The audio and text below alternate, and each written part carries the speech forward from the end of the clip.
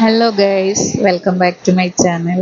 അപ്പം നമുക്കിന്ന് വർക്ക് ഉണ്ടായിരുന്നത് ആലപ്പുഴ ഹരിപ്പാട് വെച്ചിട്ടായിരുന്നു കേട്ടോ. ഇതാണ് മോഡൽ വരുന്നത്, ദേവു. അപ്പോൾ ആളുടെ രണ്ട് ലുക്കാണ് നമ്മൾ ക്രിയേറ്റ് ചെയ്തിട്ടുണ്ടായിരുന്നത്, ടെമ്പിൾ ലുക്കും സെക്കൻഡ് ലുക്കും. ഇതിപ്പോൾ സെക്കൻഡ് ലുക്കിൻ്റെയാണ് നമ്മൾ വീഡിയോ എടുത്തത്, ടെമ്പിൾ ലുക്കിൻ്റെ എടുക്കാൻ പറ്റിയിട്ടുണ്ടായിരുന്നില്ല.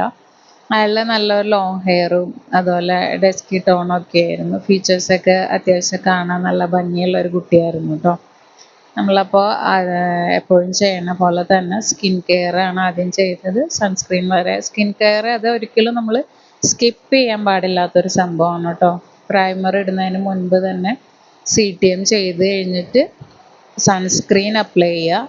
അതിന് ശേഷം പ്രൈമർ അപ്ലൈ ചെയ്തിട്ട് വേണം മേക്കപ്പ് സ്റ്റാർട്ട് ചെയ്യാൻ വേണ്ടിയിട്ട്.